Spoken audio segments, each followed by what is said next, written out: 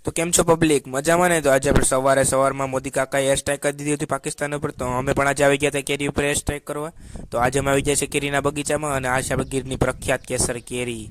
ને પછી અમે આજે કેરી ઉતારવાના હતા, કારણ કે અમારે આજે થોડુંક કામ હતું. ને આજે અમારે આમ તો જોઈએ તો કે અમારું આજ બધું ખરાબ જ હતું, કારણ કે દિવસ જ ખરાબ હતો, વરસાદ થઈ ગયો હતો. તો આપણે અહીંયા કેરી વેળવા માટેનું સાધન વેરળો કહેવાય, અને એમાં જારી લગાડી લેવી. પછી આ જારી વાળી વસ્તુને આપણે આમ નાખવાની આવી રીતના કેરીમાં, અને પછી ખેંચી લેવાની, કેરી એમાં આવી જાય, જેમ કે આવી રીતના. બરાબર છે. અને પછી મારો કાકો કેરી હું જોઉં તો કેવડી વધારે કેરી છે, ત્યાંથી મારો કાકો કેરી તોડતો હતો. પછી મારા સામું જોઈને અહીંયા બે આંગળી બતાવી દીધી, અને પછી મારો કાકો ચા પીવા લાગ્યો હતો, મારા સામું જોઈને થોડીક સ્માઈલ આપી દીધી. અમને થોડીક મજા આવી ગઈ. અને પછી આ કેરી જો આવી રીતના ચીર ઉડાડે છે, મોઢા પર આંખમાં આવી તો બહુ પ્રોબ્લેમ થઈ ગયો મિત્રો.